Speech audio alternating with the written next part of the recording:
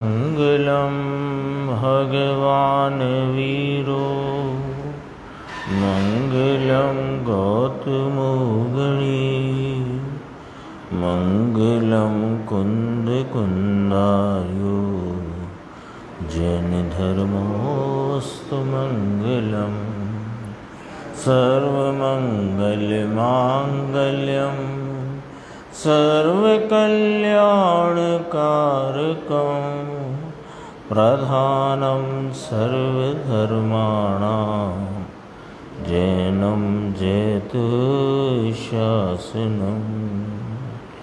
मैं नमो तीर्थनायक को नमो ओंकारवाणी को नमो उन कुंद प्रभु को जिन्होंने ओंकार धारण की। अहो उपकार जिनवर का कुंद का दिव्य वाणी का जिन कुंद धनि दाता उन कहान स्वामी का। चिदानंद एक रूपाए जिनाए परमात्मने परमात्म प्रकाशाए नित्यं सिद्धात्मने नमः। आचार्य योगेंद्र देव कृत ये परमात्म प्रकाश नाम का ग्रंथ और इसकी 112 नंबर की गाथा पर कल भी गुरुदेव श्री का गंभीर व्याख्यान अपन ने सुना था और आज भी चर्चा नए प्रवचन 181 के अंतर्गत उसकी आई है और इसके बाद अब 113 और 114 गाथा का अपन कल चलेगा विषय। कल अपन ने देखा था विषय काफ़ी गंभीर है, यानी यहाँ कार्य समय सार और कारण समय सार की व्याख्या जो यहाँ पर कही। मूल तो चर्चा ये करनी थी कि जैसे एक एक विषय के प्रति जो मुख्यता से प्रवर्तते पतंगा भौरा हाथी ये अपने एक विषय की गृद्धता में लोलुपता में प्राण गंवा देते हैं और ये तो 5 इंद्रियों के विषयों का लोलुपी हुआ है। तो ये तो प्रति समय भाव रूप भावनाश या भाव मरण को प्राप्त हो रहा है और भव में अपने स्वरूप को उपलब्ध न करके अपने आनंद भाव को पर्याय में प्राप्त न करके यह अनादिकाल से 4 गति में भटकता आया है। तो जो नहीं भटके या जिन्होंने भटकना छोड़ दिया या छूट गया और पूर्णता की प्राप्ति की तो उन्होंने कैसे की उसकी चर्चा कल आई थी कि निज परमात्म तत्व अपना ज्ञायक भगवान कारण तत्व उस कारण तत्व के आश्रय से परिणमित जो शुद्ध उपयोग रूप दशा उसको कारण समय सार कहा। उपाय कहो मोक्ष मार्ग कहो अथवा मोक्ष के प्रति की प्राप्ति का प्रयत्न उद्यम कहो, एक ही बात है। तो उसे कारण समय सार कहा। यानी दृष्टि के विषय की बात करेंगे तो यह जो अपना त्रिकाली ज्ञायक है वही श्रद्धा का श्रद्धेय है और स्वरूप संचेतन रूपी ज्ञान का गेय है और ध्यान का ध्येय है। लेकिन यहाँ उपाय की बात करना थी। उपाय से उपेय की प्राप्ति होती है। तो उपाय क्या कि उपाय देखो कारण तत्व तो सबका विद्यमान है लेकिन परिणति में उपाय नहीं है तो अनादि से अब तक मोक्ष की प्राप्ति नाम उपेय अथवा के साध्य भाव की प्राप्ति नहीं हुई है। तो जिन्होंने यह त्रिकाल प्रवर्तमान विद्यमान हाजरा हुजूर अपने ज्ञायक भगवान को कारणपने स्वीकार किया, उनकी परिणति में जो शुद्ध उपयोग रूप पवित्र परिणमन हुआ, वह कारण समय सार या मोक्ष मार्ग या उपाय या उद्यम या प्रयत्न ये कहने में आया। और उस उद्यम, उस कारण से मोक्ष मार्ग के द्वारा मोक्ष रूपी भाव की प्राप्ति होती है। ये विषय अपना चल रहा है। इसी को थोड़ा अपन कल रह गया था, अपन 452 पेज है, कल का प्रवचन है ये, उसमें से देखते हैं। देखो कि तू तो निर्दोष वीतरागी मूर्ति है ना नाथ, ना? ऐसे कह के कैसे क्या कहना है, ऐसे कह के हमें बताते हैं कि तू हाथों भर, हाथों कर, है ना। ऐसे कह कि कोई कहे ना, माता कहे बच्चे से तू तो राजा बेटा है ना, तो उसको स्वीकार कराना है कि तू राजा बेटा है। ऐसे यहाँ आचार्य भगवंतों को, ज्ञानियों को हम अनादि से भटकते, जो एक समय की पर्याय की पामरता में मस्त हो रहे हैं, उनको यह बात बताना है, स्वीकार कराना है, हाँ करवाना है। तो वो शुरू ही ऐसी है बात। देखो, तू तो निर्दोष वीतरागी मूर्ति है ना नाथ, तो तुझे कारण बनाकर इस ज्ञायक भगवान निर्दोष वीतरागी त्रैकालिक ध्रुव ज्ञायक स्वरूप को कारण बनाकर जो शुद्ध उपयोग हुआ, वह शुद्ध उपयोग वह कारण समय सार है। वही कल वाली बात को ही अपन इसलिए दोहरा रहे हैं कि गंभीर भी है और वह उस क्रम में अपने को बात आगे चलना है। तो कारण समय सार किसे कहा? मोक्ष के मार्ग को कारण समय सार कहा। उससे मोक्ष अर्थात केवल ज्ञान उत्पन्न होता है, ऐसा कहते हैं। क्या शैली है? अब देखो, इतनी बात कही कि तुम तो कल 3 पॉइंट आए थे ना, कि यहीं से ले लो।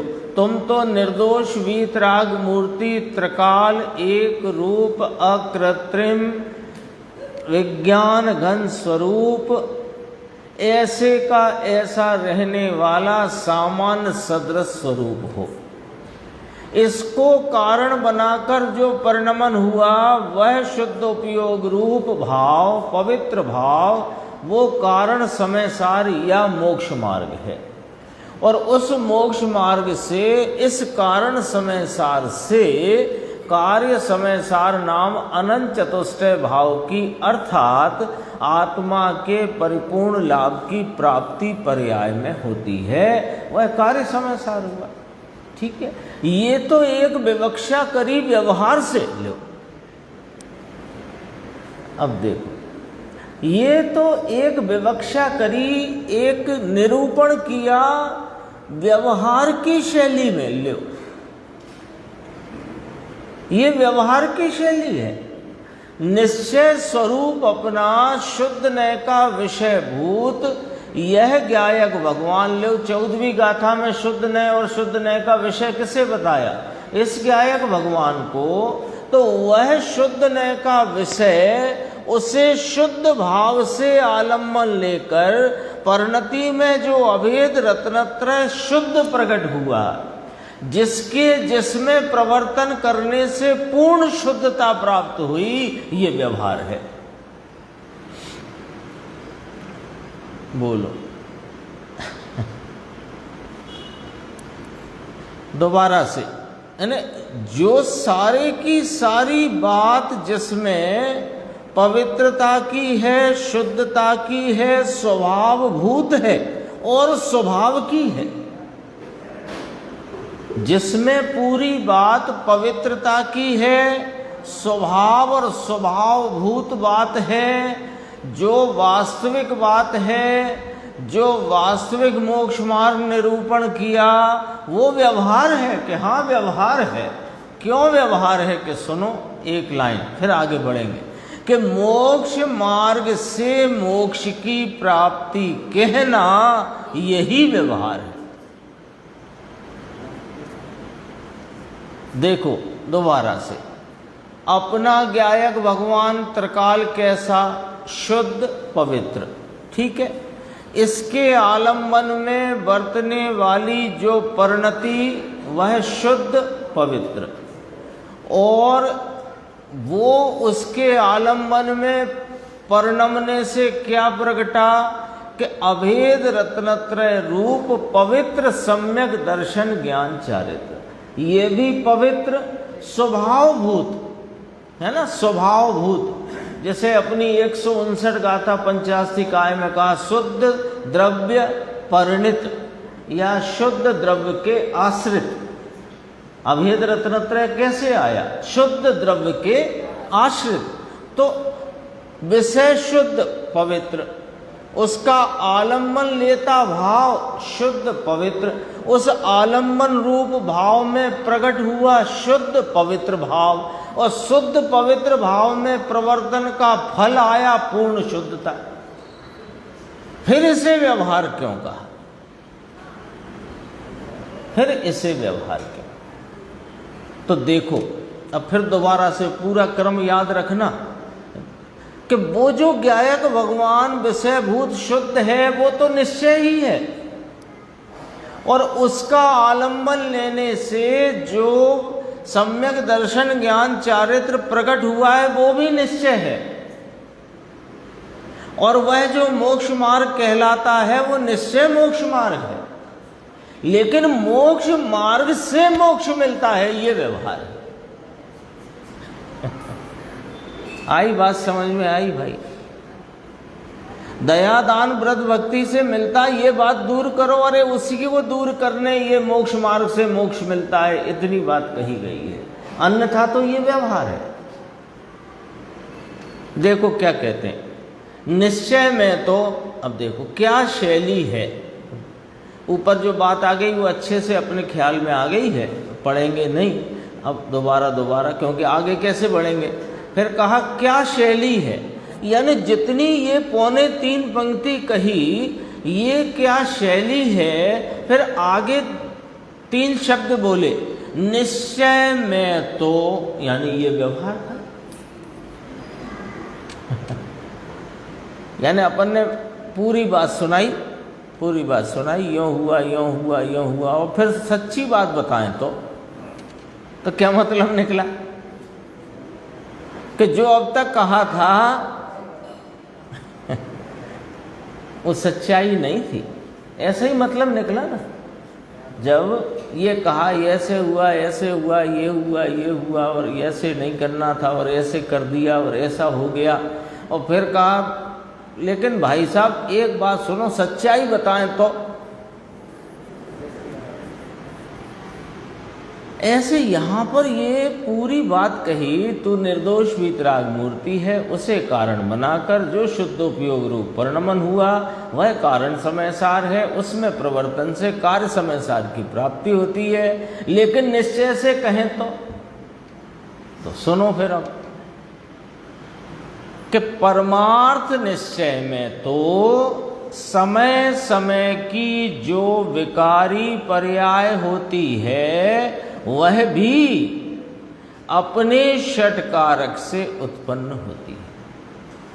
विकारी को दृष्टांत में लिया, यहाँ विकारी की चर्चा नहीं करना है, विकारी को दृष्टांत में लिया, क्योंकि अभी जिनको सुना रहे हैं उनके विकारी परिणमन है, तो दृष्टांत में लिया कि विकारी पर्याय भी जो होती है वह भी समय समय की होने वाली पर्याय अपने षटकारक से उत्पन्न होती है, जिसे पर निमित्त की अपेक्षा नहीं है।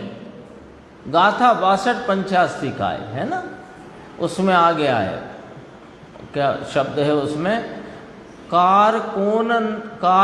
कारकानंतरम न अपेक्षते, यानी अन्य कारकों की जिसे अपेक्षा नहीं, तो निमित्त की जिसे अपेक्षा नहीं।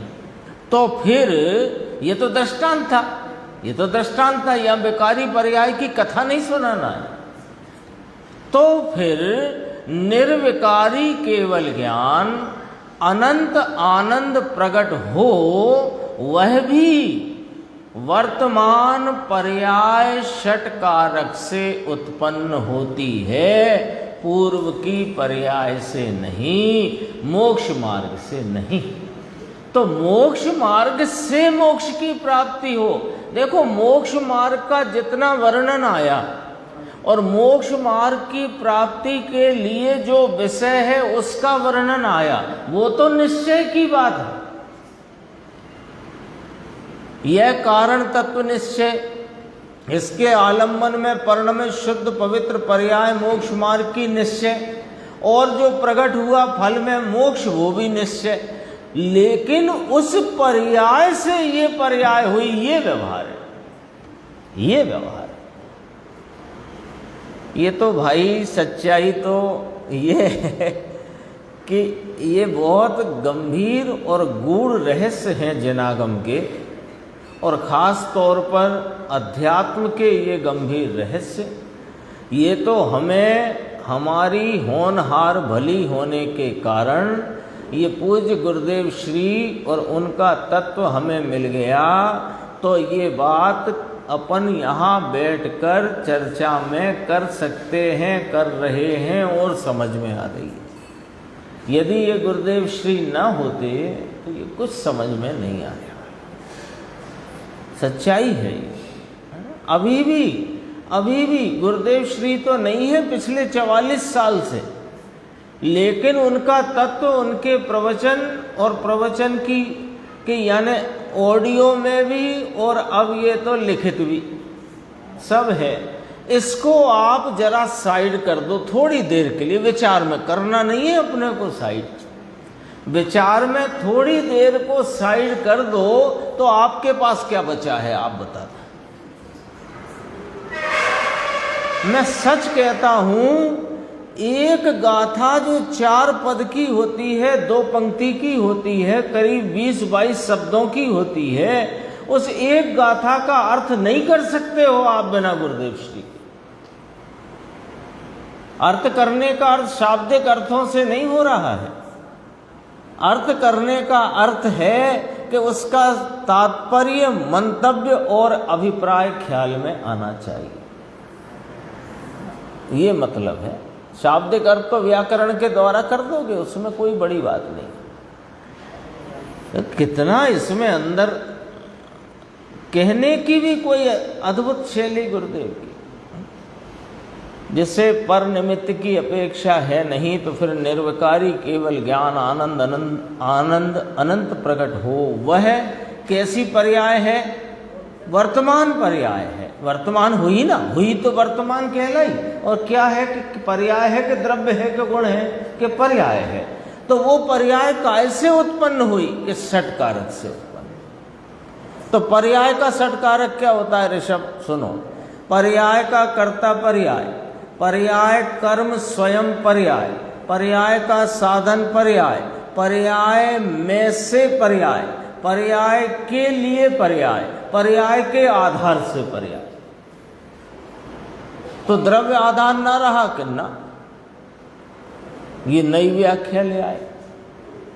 हमने तो ये पढ़ा पर्याय तो अपने द्रव्य गुण के आश्रय से होती है। तुमने पढ़ा है, ठीक कहा है।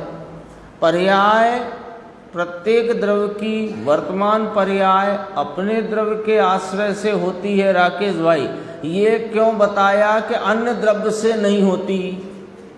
इसलिए कहा। पर पर्याय यदि द्रव्य के आश्रय से होती है तो द्रव्य तो अनादि से विद्यमान है, क्यों नहीं हुई? सो बताओ।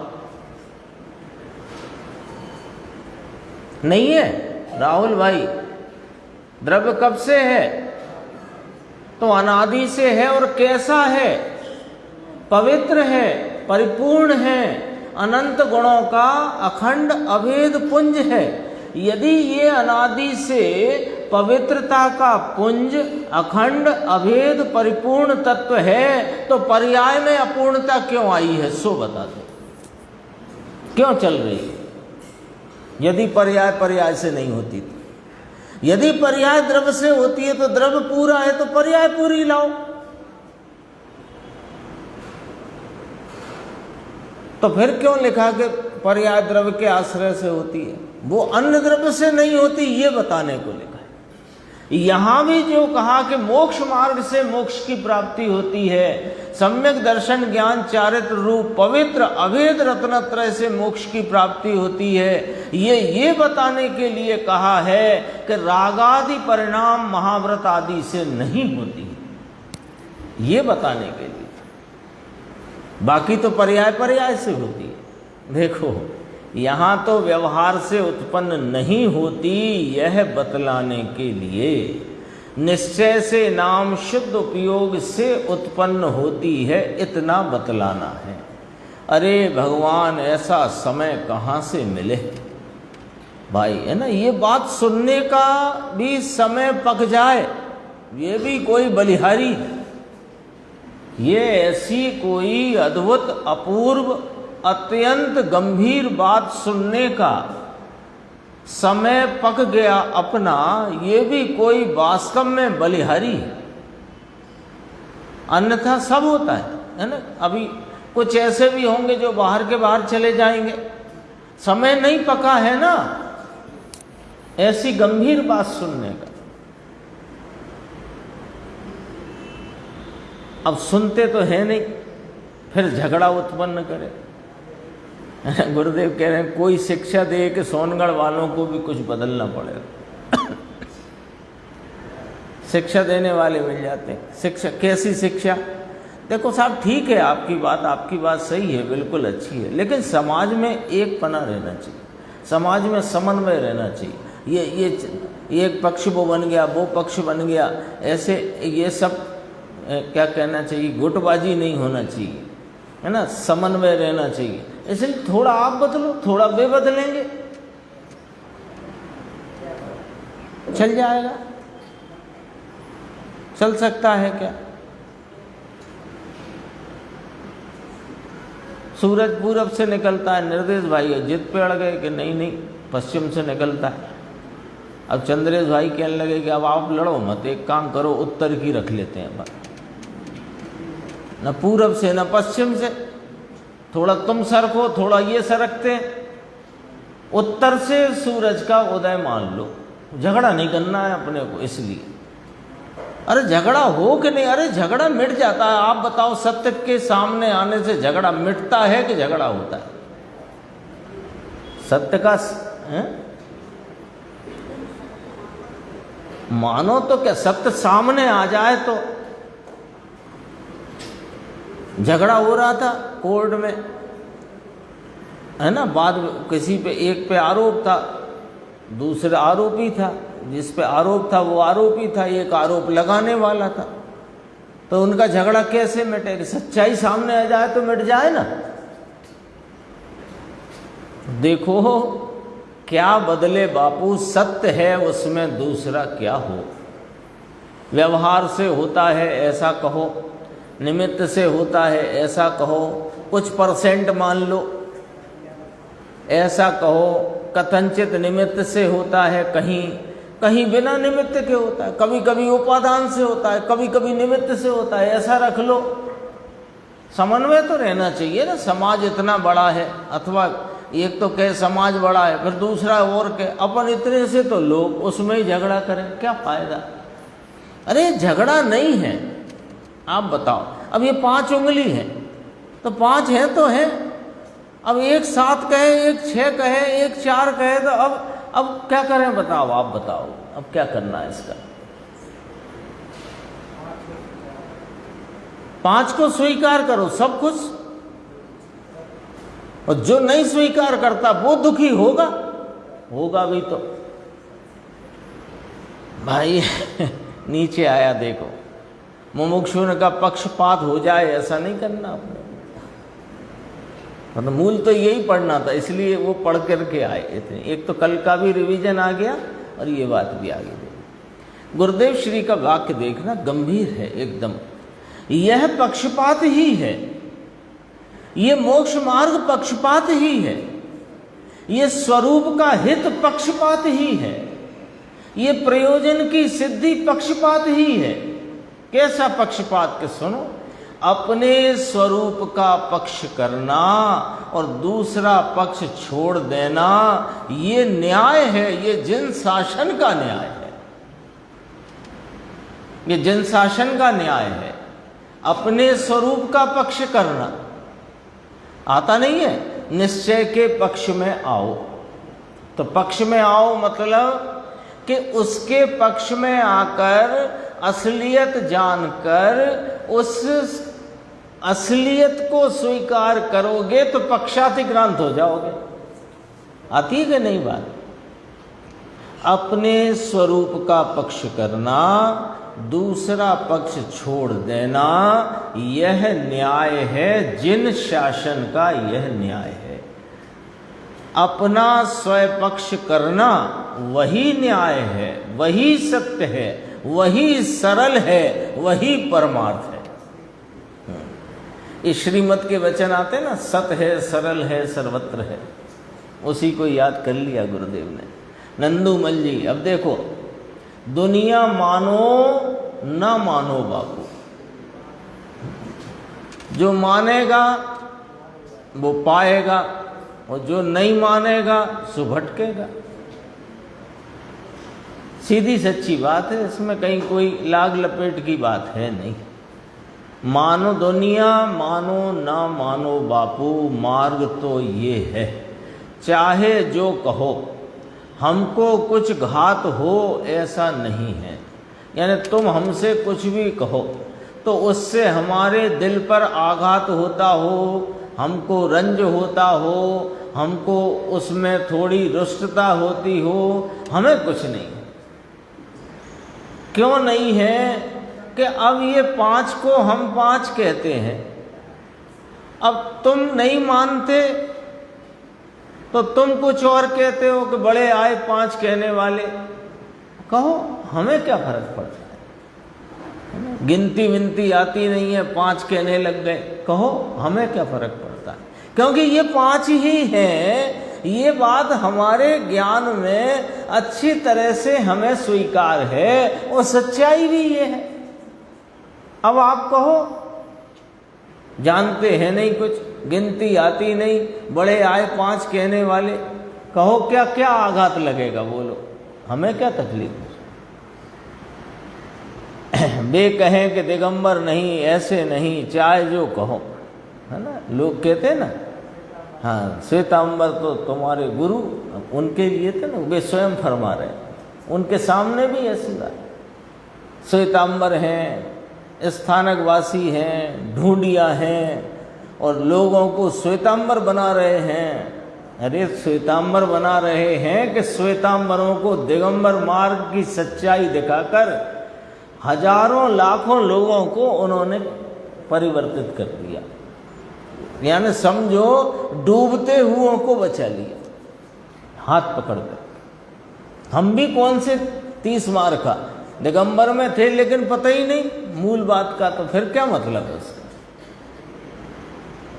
अभी के प्रचलित दिगंबर की श्रद्धा नहीं, ये बात सच्ची है। गुरुदेव की थोड़ा सा देखो कर लेते हैं हास्य विनोद।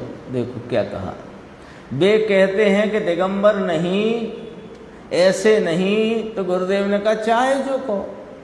फिर कहा, हाँ भैया तुम कहते हो ना, तो अभी जो तुम्हारा प्रचलित दिगंबरत्व चल रहा है उसकी हमें श्रद्धा नहीं है, ये बात सच्ची है।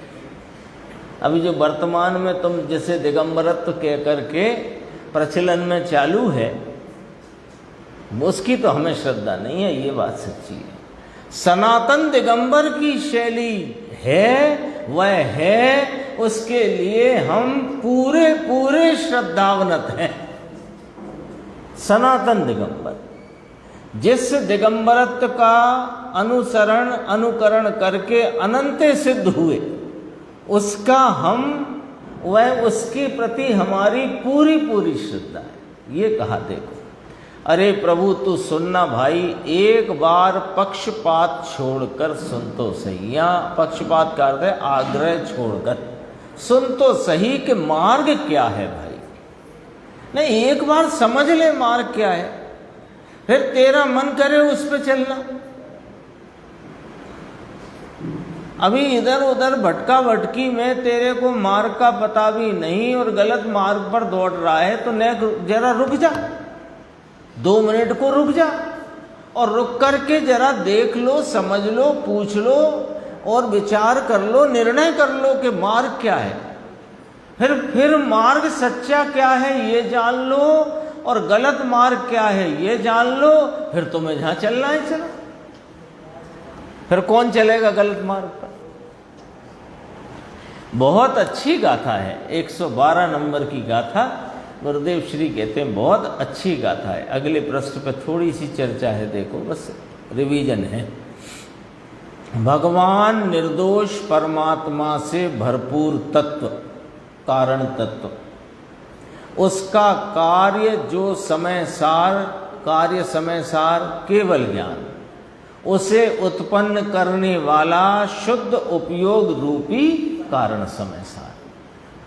अब क्या हुआ कि ये तो हो गया वास्तविकता का यहाँ पर प्रतिपादन। अब क्या आया कि उसकी भावना से रहित आ गई सब बात। अभी अपने को समझो 1.5 स्वाध्याय अपनी लगभग इसी में गई, काय में गई कि वास्तविकता क्या है, ये कारण तत्व, इस कारण तत्व को कारण स्वीकार करने से परिणमित शुद्ध उपयोग की दशा, उसे मोक्ष मार्ग रूपी कारण समय सार कहा। उसके फल रूप मोक्ष की प्राप्ति कार्य समय सार की प्राप्ति होती है। अब उसकी भावना से रहित माने उस प्रकार के मोक्ष मार्ग के परिणमन से रहित संसारी जीव विषयों के अनुरागी, 5 इंद्रियों के लोलूपी भव में नाश पाते हैं। ये तो असली माल तो बता दिया, असली मार्ग बता दिया, माल बता दिया, माल की पहचान बता दी, मार्ग बता दिया, मार्ग का फल बता दिया। यानी जो अपन देखो तो दूसरे महाधिकार में ये उत्थानिका में कहा था, अधिकार की उत्थानिका में, कि यहाँ मोक्ष का फल और मोक्ष का मार्ग का निरूपण करेंगे। ये तो मुझे लगता है एक ही गाथा में कर दिया, 112 में पूरा तीनों की बात। उसकी भावना से रहित 5 इंद्रिय के लोलूपी भव में नाश पाते हैं। अब देखो तो ये बात जब हमने जान ली, कौन ने जान ली? हम सब ने जानी कि नहीं जानी? बोलो भाई। राहुल भाई, अंकुर भाई, राकेश भाई, ऋषभ भाई, जो नाम मुझे अभी 2-4 एक भी हमारे शैलेंद्र बैठे हैं। अब बताओ, इतनी बात 1.5 स्वाध्याय हो गई, इतनी बात चल गई, तो क्या जाना आपने? बताओ। यहाँ संगीत सुनने थोड़ी आए हैं, वाह वाह वाह वाह। बताओ आजाद भाई, बताओ। अच्छा, आपकी तरफ से मैं बताता कि मार्ग मोक्ष रूपी फल की, उधर से चलेंगे, मोक्ष रूपी फल की प्राप्ति के लिए मोक्ष मार्ग में प्रवर्तन होता है। और मोक्ष मार्ग में प्रवर्तन मुक्त स्वरूप ज्ञायक भगवान के आलम्बन से होता है। और इस प्रकार जो परिणमन नहीं करते वे संसारी जीव 5 इंद्रिय के विषयों के अनुरागी, 5 इंद्रिय के विषयों के लोलूपी होकर के भव में नाश पाते हैं। बोलो, इतनी बात हाँ जी के ना जी? बोलो, इसमें किसी को कोई आशंका हो, ये स्वीकार करने में कहीं रुकावट आती हो, कोई बाधा आती हो, तो आप कह सकते हो। लेकिन इतनी बात मान ली होगी तो आगे बात बढ़ेगी। इतनी बात मानने में कोई तकलीफ? बोलो, क्या रह गया टीटू भाई साहब? सब बात आ गई कि नहीं आ गई? अब इधर से चलो, पहले उधर से चले थे। एक कारण तत्व, इसके आलम्बन से परिणमित मोक्ष मार्ग कारण समय सार, उसके प्रवर्तन से कार्य समय सार की प्राप्ति होती है। और जो ऐसा परिणमन नहीं करते वे भव भव में नाश पाते हैं 5 इंद्रियों के लोलुपी होकर। अब ये बताओ, जब ये जान गए कि इस प्याले में अमृत है और इस प्याले में जहर, अब बताओ क्या करना है आपको, कौन सा पीना है?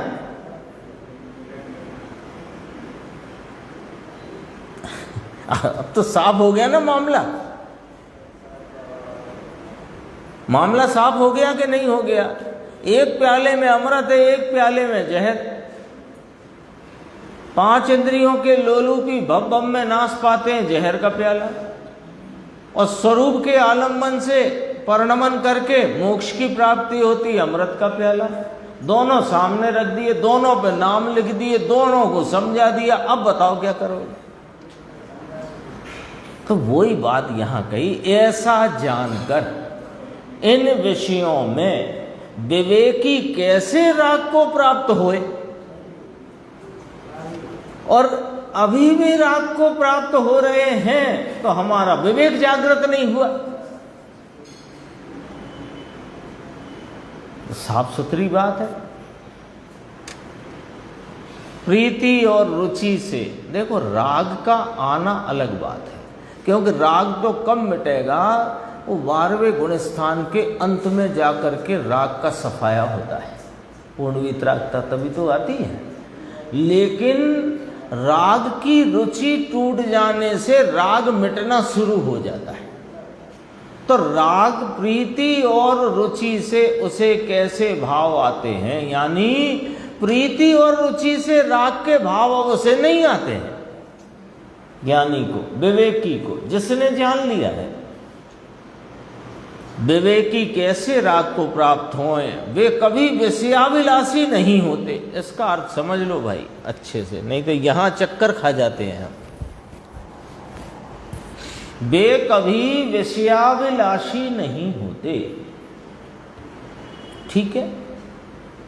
अब रामचंद्र जी सहायक सम्यक दृष्टि, भरत चक्रवर्ती, अब वही उदाहरण देंगे जो आपको पता है, नहीं तो पूरी कथा सुनानी पड़ती है। तो भरत चक्रवर्ती सहायक सम्यक दृष्टि, और 96,000 रानियां और 96 करोड़ पैदल, और भाई ने राज्य नहीं दिया तो उसके प्रति संदेश भेजे, अनेक उपाय किए, युद्ध भी किया। तो वे विषयाभिलाषी थे कि नहीं थे, बस इतना पूछना है। तो वे कभी विषयाभिलाषी नहीं होते, इसका अर्थ समझ में आ गया होगा। अब तो आपको अपने आप ही समझ में आ गया होगा कि विषयों में लगे हुए दिखाई देने पर भी विषयों में सुख है, इस बात से वे बिल्कुल मुक्त हो गए हैं, इसलिए वे विषयाभिलाषी नहीं होते। देखो, आसक्ति हो, ये विषय का प्रेम रुचि अभिलाषा कभी नहीं करता, अभिलाषा नहीं, आसक्ति हो वह अलग बात है, परंतु उसमें रुचि नहीं, प्रीति नहीं, उसमें प्रेम नहीं, राग का राग नहीं, विषय की अभिलाषा नहीं कि ये हो तो मुझे ठीक पड़ता है, ऐसा ज्ञानी को नहीं होता। अब आज के प्रवचन पे पहुंचते हैं अपन, 457। तो वे कौन हैं? देखो, ज्ञानी जन विवेकी तो कह दिया कि वे फिर राग में विषयों में अभिलाषा नहीं करते। अब अज्ञानी क्या गड़बड़ कर रहा है वो भी सुनो, कि वे अज्ञानी जीव मिथ्या मार्ग को वांछते हैं, चाहते हैं। अब अज्ञानी कौन है ये समझ में आ गई अपने बात, कि मामला साफ है, ये कारण तत्व यहाँ विद्यमान है, इसमें जो परिणति लगे वो मोक्ष मार्ग है, और इसके फल में मोक्ष की प्राप्ति होती है। और 5 इंद्रिय के विषयों में जो लगता है उसको भव भव में नाश को प्राप्त होता है। मामला पूरा साफ है। तो जो इस विवेक को जान गए, जिनको इस प्रकार का विवेक और भेद समझ में आ गया वे विषयों के अभिलाषी नहीं होते। और जो इस विवेक, जो जिनको ये भेद, ये अंतर, ये विवेक जिनकी परिणति में जागृत हुआ नहीं, वे अज्ञानी हैं, सो वे तो मिथ्या मार्ग को ही चाहते हैं, वांछते हैं। वह 5 इंद्रियों के विषयों में सुख बुद्धि, वह मिथ्या मार्ग है। अब इसका खुलासा आएगा, देखो समझ में आया सूक्ष्म बात। 5 इंद्रियों के विषयों की बात आती है तो हमारा चित्त जो है ऐसे लगता है कि जो भोगने रूपता के अशुभ परिणाम हैं सिर्फ वे ही 5 इंद्रिय के विषय हैं, ऐसा अपन को मोटे मोटे रूप से समझ में आता है। लेकिन जो भोगादिक के लक्ष्य से 5 इंद्रियों के विषयों में प्रवर्तन है, वह तो अशुभ भाव रूप है ही। वो तो 5 इंद्रिय के विषयों का प्रवर्तन है ही, अशुभ भाव रूप। लेकिन जो उन भोगों को छोड़कर अन्य दूसरे निमित्तों में जो रक्त होते हैं, उसमें युक्त होते हैं, वो भी 5 इंद्रिय के विषयों में ही लगे हुए हैं, यह जानना। देखो सूक्ष्म बात भाई, भगवान की वाणी सुने, भगवान को देखे, वह भी इंद्रिय का विषय है, वह इंद्रिय है। इंद्रिय क्यों कह रहे हो उसको? भगवान को इंद्रिय कह रहे हो, जो अतीन्द्रिय आनंद में निमग्न है। हाँ, अरिहंत परमात्मा है ना, यहाँ तो अपन ने उनको निक्षेप से यहाँ अरिहंत भगवान विराजते हैं, ये भी समूह शरण है ना। तो समूह शरण में जो साक्षात तीर्थंकर परमात्मा विराजते हैं, जिन्हें जहाँ से देखो वहीं उनका मुख दिखाई देता है, ऐसे विराजते हैं कि नहीं विराजते? तो वे विराजते हैं, वे इंद्रिय हैं, यहाँ लिखा। अरे वे तो अतीन्द्रिय आनंद में निमग्न है, वे तेरे लिए इंद्रिय हैं। क्यों कि ये 31 नंबर की गाथा समय सार की। द्रव इंद्रिय, ये सब भाव इंद्रिय और इंद्रिय के विषयभूत पदार्थ, सब इंद्रिय। राहुल भाई, ये इंद्रिय के साथ ज्ञान का जो वर्तता क्षय उपशम का भाव जो इन इंद्रियों के अवलंबन लेकर के प्रवर्त है, वो भाव इंद्रिय, और उनके विषयभूत पदार्थ वे भी इंद्रिय, तीनों इंद्रिय। और जो उपयोग अतीन्द्रिय चैतन्य भगवान को आलम्बन ले, वो उपयोग भी अतीन्द्रिय और भगवान भी अतीन्द्रिय। मिलान करना है ना विषय का विषयी से। देखो, भगवान की वाणी सुने, भगवान को देखे, वह भी इंद्रिय का विषय है। वह इंद्रिय है उसमें जिसकी एकता बुद्धि में सुख मानते हैं, निमित्त की एकता बुद्धि में, निमित्त के लक्ष्य में उत्पन्न राग की एकता बुद्धि में, यानी उसमें सुख मानना ही एकता बुद्धि है। ऐसा जो अज्ञानी जीव मिथ्या मार्ग को वांछते हैं, चाहते हैं, अंतर्मुख जाना यह अंतर का मार्ग है। उसे छोड़कर बाहर में जो मार्ग है वो कुमार्ग है। लो, बाहर में भाई स्त्री पुत्र कुटुंब विषयों के भोगादिक को तो कुमार्ग सभी मानते हैं। तो वही बात कब तक करे? वो तो तुम्हें मालूम है, इतना तो मालूम करके आए ही हो, है ना। कॉलेज में एडमिशन लिया हो और पहले ही दिन कॉलेज गए आप, अब वो सर आए एकदम से, 50-60 लोगों की क्लास होती है, 100 की हो, आए, उन्होंने कहा बोलो 23 का पहाड़ा किस किस को याद है, ए से जेड तक किसको मालूम है, ए फॉर एप्पल होता है कि क्या होता बताओ। कॉलेज में चले गए। तो यहाँ इस बात को हम घोंटते रहें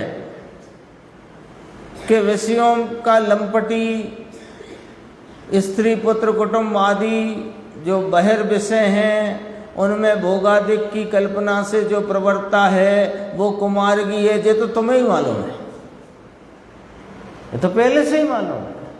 अभी जो तुम कहाँ खड़े हो और वहां तुम मार्ग खोज रहे हो वो कुमार्ग है, ये बात समझने आए हो। यहाँ जहाँ तुम खड़े हो, जहाँ तुम चल रहे हो, चलना चाहते हो, वो मार्ग नहीं है, ये बात समझने आए हो ना। देखो, अंतर्मुख जाना अंतर का मार्ग है, इसे छोड़कर बाहर में प्रवृत्ति करना वह कुमार्ग है। ऐसे कुमार्ग को मानते हैं कि ये मार्ग है। ऐसा कहते हैं जरा कि शुभ राग में भी मजा है, शुभ राग में भी लाभ है, शुभ राग भी कुछ मदद करता है, वह मानने वाले कुमार्ग में जाते हैं, ऐसा कहते हैं। बोलो, कुमार्ग में जाते हैं माने कुमार्ग में प्रवर्तन कर रहे हैं। कुमार्ग किसे कहा? जो चार गति के गड्ढे में डाले सो कुमार्ग, और जो चार गति से निकाल कर स्वभाव को प्राप्त कराए, पूर्णता को प्राप्त कराए, वो सद्मार्ग। यहां बोलो क्या सुनने आए अपन? चार गति से छूटने आए कि चार गति की सेटिंग करने आए? चार गति की सेटिंग करना है अपने को कि चार गति से छूटना है? तो सेटिंग करना है तो पता नहीं उसकी क्लास कहाँ चलती है। यहां तो चार गति से छूटने की बात चलती है। आगे देखो थोड़ा थोड़ा। ये एक चर्चा आई थी, मैं संक्षेप में बता देता हूँ। जिनने सुनी है उनको जल्दी समझ में आ जाएगी, नहीं सुनी उनको भी आ जाएगी, है ना। जो ब्रह्मदत्त चक्रवर्ती थे, 700 वर्ष की उनकी आयु थी, और उन्होंने अपने इस चैतन्य परमात्मा की संभाल की नहीं और पर की संभाल में ही लगे रहे। तो 700 वर्ष की आयु पूरी करके नरक में 33 सागर के लिए गए। ठीक है, अब थोड़ा कैलकुलेशन करके अपने सामने रखा कि 700 वर्ष में जितनी श्वास ली होंगी और उस 700 वर्ष की श्वास चक्रवर्ती के भव में, और फल हुआ 7वें नरक 33 सागर की आयु का। तो हिसाब किताब लगा के बताया कि एक श्वास का फल 11 लाख पल्योपम आया। एक श्वास स्वरूप को भूल कर ली, स्वरूप की विराधना में एक श्वास ली, उसका फल कितना आया कि 33 सागर के साथ हिसाब किताब लगाकर बताया कि 11 लाख पल्योपम। अब पल्य को भी तो सुन लो, 11 लाख तो समझ में जल्दी आ गए होंगे, ये तो अपने रोज का काम है, लाख करोड़ का। तो 11 लाख पल्योपम, और एक पल्य के असंख्य भाग में असंख्य अरब वर्ष होते हैं।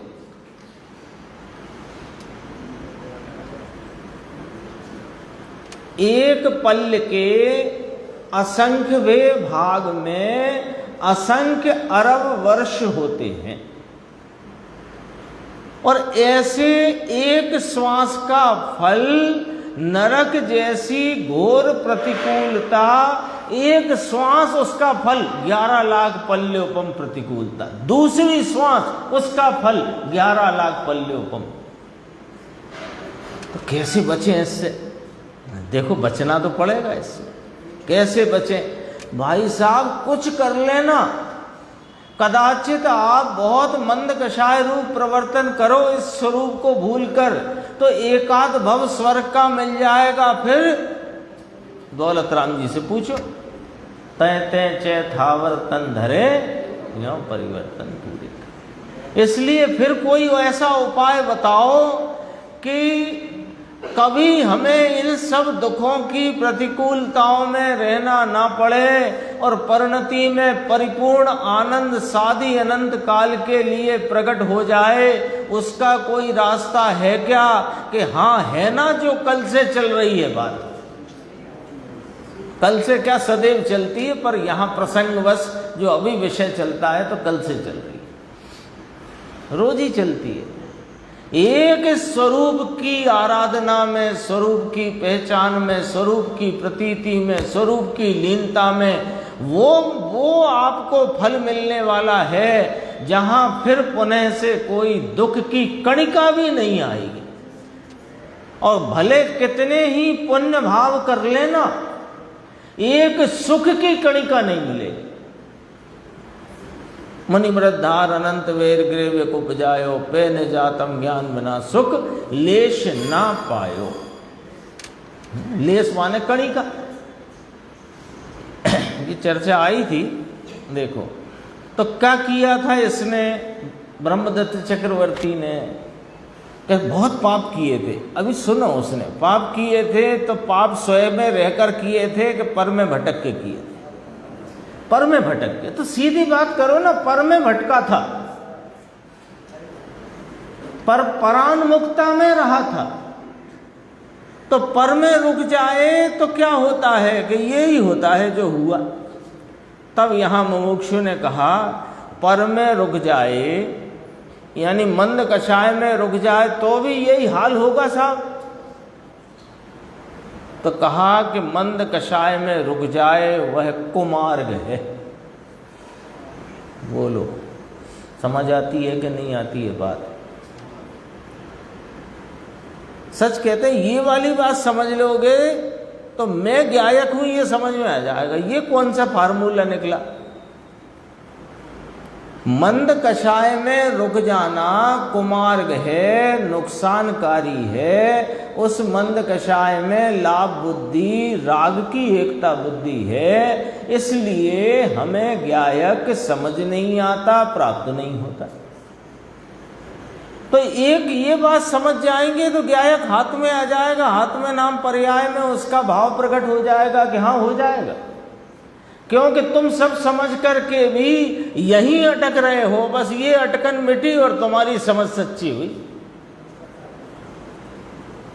ये बात समझने में अब क्या देर लगेगी कि हाजरा हुजूर त्रिकाल त्रय का है ना, प्रत्यक्ष प्रतिभास में अविनश्वर, ये वस्तु परम्पार नामक भाव लक्षण मैं ही हूँ। ये बात समझने में, ये तो सुनी है, खूब सुनी है, खूब गुनी है, लेकिन राग की एकता का, राग की जो चटास है, इस वजह से ये बात अपने गले नहीं उतरती है, इसलिए परिणति में परिणमित नहीं होती। मंद कषाय में रुक जाए वह कुमार्ग है, ये तो आया था ना मोक्ष मार्ग प्रकाशक में लिया पंडित जी ने। कषाय की मंदता के कार्य में प्रवर्तन करे परंतु निश्चय का भान न करे तो वह भी चार गति में भटकता है। तो समझ में आया, मंद कषाय भी विषय है। यहाँ विषय शब्द का अर्थ क्या है? विषय अभिलाषा। आई थी बात, पांच इंद्रिय के विषयों की बात। पतंगा रूप के विषय में मर जाता है, हाथी स्पर्श के लालसा में, विषय अभिलाषा में मर जाता है, मोरा गंध की अभिलाषा में मर जाता है। तो ये भी विषय जैसे उनके विषय हैं, ऐसे मंद कषाय भी एक विषय है। मंद कषाय के प्रेम में भी ये जीव प्रति क्षण मर रहा है। कहाँ मर रहे हैं? हम तो बैठे तो रोज आते हैं, आप कह रहे हैं मर रहे। अरे मर रहे हो का अर्थ ये होता है कि परिणति में तुम आनंद स्वरूप हो तो आनंद प्रकट होना चाहिए, और आनंद प्रकट नहीं हो रहा तो मर रहे हो, मरना ही हुआ।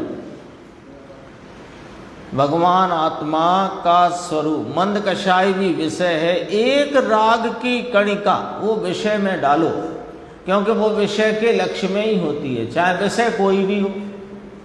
भगवान आत्मा का स्वरूप तो वीत राग आनंद स्वरूप प्रभु है, अंदर है, उसका भरोसा चाहिए। देखो ये अज्ञानी जीव वीत राग निर्विकल्प जिनके चित्त चंचल है, अज्ञानी का चित्त चंचल है, क्योंकि एक देखिए जानिए रम रहिए एक ठौर, समल विमल न विचारिए यही सिद्ध नहीं और। ये एक को नहीं जानना चाहता, एक को पहचानता नहीं, एक का आलम्बन लेता नहीं, तो क्या करेगा? चंचल रहेगा। इसका जिनके चित्त चंचल हैं, कभी निश्चल चित्त से निज रूप को नहीं ध्याते हैं। और आगे, जो पुरुष स्नेह से रहित हैं, स्नेह से रहित माने अपने अतिरिक्त पर सब रागादि पर पदार्थ में प्रेम से रहित हैं, वे वीतराग निर्विकल्प समाधि में लीन हैं। सम्यक दर्शन भी वीतराग निर्विकल्प की श्रद्धा है, समाधि है। वे ही जीव, यानी लिखा फिर, वीतराग निर्विकल्प शांति में लीन है, वे ही जीव लीला मात्र में संसार को तैर जाते हैं। लीला मात्र माने खेल खेल में, तुरंत शीघ्र ही आनंद से संसार को पार कर जाते हैं। फिर आया शांत रसेंद्र, शांत रस का इंद्र ये है। लो 100 इंद्र कहते ना, 100 इंद्र समूह शरण में 100 इंद्र सुनने को आते ना भगवान की वाणी। ये शांत रस का इंद्र, शांत रसेंद्र यहाँ विराजमान है। ये कहीं पर्याय में भी नहीं जाता। उस ओर चित्त की चंचलता रोककर अंदर कभी जाता नहीं। स्वरूप सन्मुख का ध्यान करता, कभी करता नहीं। वह करना सेठ को बोला, सेठ करना हो तो ये काम करो। तो उसने कहा साधन मिले तब तो होए। साधन किसका? अंतर साधन है ना। आनंद नाम का करण गुण प्रत्येक आत्मा में विद्यमान है। बोलो 47 शक्ति में आ गई कि नहीं करण शक्ति? तो करण शक्ति त्रिकाल है कि नहीं आत्मा में? करण नाम साधन, साधन बोलो विद्यमान है कि नहीं? जब साधन विद्यमान है तो साधन बाहर ढूंढते हो तो मूर्ख चंद हो। बात आई ख्याल में कि नहीं आई? साधन घर में रखा हो, साधन अपने पास हो, और फिर साधन बाहर ढूंढने जाए, है ना? घर में चोर घुसे आए हों, डाकू घुसे आए हों, बंदूक अपनी दीवार पे टंगी है लोडेड, उसको तो उठाए नहीं, पड़ोसी से कहे आपकी देना जरा बंदूक मुझे, जरा क्या हो गया कि इनको मैं जरा निपटा लेता हूँ। वे ही निपटाएंगे तुम्हें। साधन यहाँ विद्यमान है, साधन खोजने गया बाहर।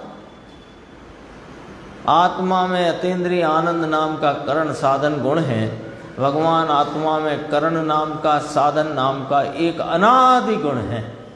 उस ओर का झुकाव प्रेम रुचि कभी की नहीं, और बाहर के प्रेम में फंसकर भ्रष्ट हो गया, भ्रष्ट हो गया। ऐसे एक के बाद एक काम आए कि उसे किए बिना छुटकारा ना हो, है ना? ऐसे लगता है ना, अभी ठीक है थोड़े ये बच्चे बड़े हो जाए फिर मैं देखता हूँ, और बच्चे बड़े हो गए, अब इनकी शादी वादी हो जाए तो फिर मैं देखता हूँ, अब घर में वो नाती पोते हो जाए तो फिर मैं देखता हूँ, अब घर थोड़ा छोटा पड़ने लगा नया बना लें तो फिर मैं देखता हूँ। ऐसे कर कर के जिंदगी चली जाती है। लड़के छोटे हैं, बड़े करना है, बड़े हों तो विवाह करना है। तो एक ने कहा जिम्मेदारी है, तो उत्तर सुन लो बस, ज़्यादा नहीं पढ़ना मुझे। धूल भी जिम्मेदारी नहीं, कोई जिम्मेदारी नहीं है तेरी किसी के प्रति। बच्चे बड़े, इनकी शादी करना जिम्मेदारी की ना, कोई जिम्मेदारी नहीं। तो कहा कि पत्नी की तो रखो साहब इतनी, उसकी भी सुन लो। स्त्री कहाँ इसकी थी वह रहने ना दे, वह तो कोई है पर है, ऐसी बात यहाँ नहीं, कहीं और था, मैंने पढ़ा था, उसमें ये लिखा था। हाँ ये है, हाँ यही है, ये है ना। इसको डॉक्टर साहब ने उसमें लिखा होगा लेख में कि ये 2 पैर वाला था, शादी करी, 4 पैर वाला हुआ, बच्चे हुए तो 8 पैर वाला मकड़ी बन गया, ऐसा कहा। दुर्घटना हो गई, तो कहा दुर्घटना उत्पन्न हो गई, अब हो ही गई साहब, वो तो दुर्घटना तो हो ही गई, अब उसे मिटाना किस प्रकार? अब देखो जरा इसका उत्तर सुनना, बहुत है ना गंभीर है उत्तर, बहुत गंभीर है, थोड़ा विचार में लेने जैसा। दुर्घटना उत्पन्न हो तो उसे मिटाना किस प्रकार? दुर्घटना का अर्थ समझ गए सब? अभी ये तुम्हारी हुई नहीं दुर्घटना, जिनकी हो गई उनसे बता रहे हैं, है ना। देखो, दुर्घटना उत्पन्न हो उसे मिटाना किस प्रकार, कि उस समय ही इसे रुचि में से छोड़ देना, मिट गई दुर्घटना। उसके तुम्हें घर छोड़ के जाने की जरूरत नहीं है, उसे घर से निकालने की जरूरत नहीं है। समझ रहे हो बात? तुमको जो उसके प्रति की रुचि है वो छोड़ देना, उसका होना होगा वह होगा, हमारे क्या है यार। हम तो हमारा करते हैं कि तेरा करें। बोलो, ये है दुर्घटना से बचने का उपाय। देखो, व्रत ले वो चारित्र नहीं है, पढ़ लेता हूँ मैं, निशान लगाया था तो छोड़ते हैं क्योंकि वो पूरा ही हो गया आज की चर्चा। हाँ, पूरी हो गई, बस ये पूरा कर देते हैं। तो 113 गाथा 114 गाथा कल चलेगी। मोक्ष ने कहा साहब व्रत ले ले, वो चारित्र नहीं है क्या? तो कहा व्रत कौन सा व्रत था? सम्यक दर्शन बिना व्रत कैसे, बेगारी है सब राग की, बेगारी है। थोड़ा शब्द ऐसा आया इसलिए पढ़ा, बात तो कोई नई नहीं है, अपन रोज सुनते हैं, रोज पढ़ते हैं। सम्यक दर्शन बिना व्रत कैसा, बेगारी है राग की। बाल व्रत और बाल तप है भगवान आत्मा सच्चिदानंद प्रभु, वीत राग सहजानंद शांति का पिंड प्रभु। तो पिंड प्रभु, उसके प्रेम और रुचि के बिना ये सब है वह सब वृथा व्यर्थ। बाल व्रत और बाल तप है, महाप्रभु की रुचि नहीं हुई, महाप्रभु स्वयं विद्यमान है। शेष चर्चा आगे की।